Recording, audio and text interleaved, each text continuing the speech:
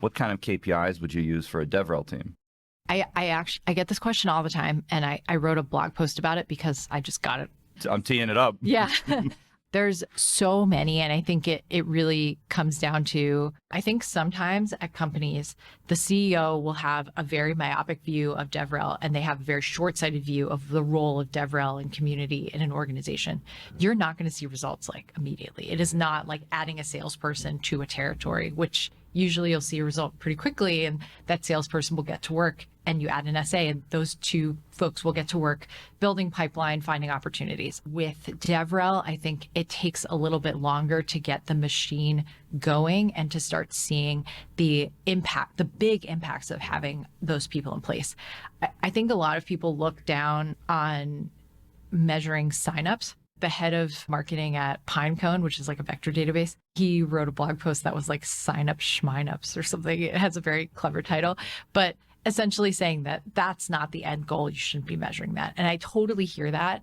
At the same time, one of the earliest indicators that you get from doing good DevRel is visits to your homepage, search volume, blog visits, GitHub stars, and signups. So those are things that are important to measure. I think it's hard sometimes for DevRel teams to get behind getting measured. I think sometimes it feels too corporate. I think that is one element. And also if you get DevRel folks who were former practitioners in whatever field you work in, they're just not used to that. So it's difficult to get their head around. And I think one of the things I suggested to a company recently, because they were having a challenging time with their DevRel team, that they weren't meeting objectives. Also, I think they had hired a bunch of people who didn't have the skill set. So they had to go through a process of letting go of a few people who just were not up to the task. And then they also had some challenges with wanting to comply with certain KPIs. And so what I said to them is, okay, if you're having a challenge there, you got to sit the team down and say, okay, what are we here to do? Like, let's start from the beginning and say, let's build the foundation of the team. What's the mission? What do we want to accomplish? Things like that. And then I think that conversation builds trust with the team. There's some transparency. Let's have this conversation. And so one of the things that I'm thinking about at OSO is I know that we have specific goals and I want to figure out a way for the DevRel team to align to those. But when the team comes on board, I'm going to say to them, these are the goals for now. You're not going to get fired if you don't hit these goals. But if you don't hit these goals, it tells us that something is wrong and we're going to have a conversation about it. And it doesn't mean that you did something wrong. It means that maybe we need to change our approach. And then maybe that conversation down the line has to happen where, okay, clearly the metrics we're measuring are not either helping us see if we're doing a good job and you don't like it, let's have a conversation about it.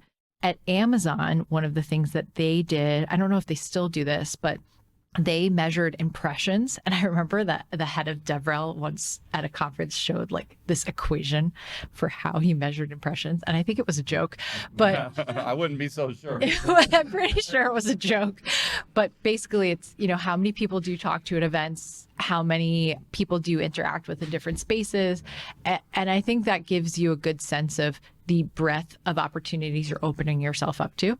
I don't think it helps you understand the quality of those interactions and things like that, but I don't think anything is perfect. And I think there's a lot of ways to think about it. The one thing I always tell people is please don't measure blog post visits because that's just so, I don't like that at all.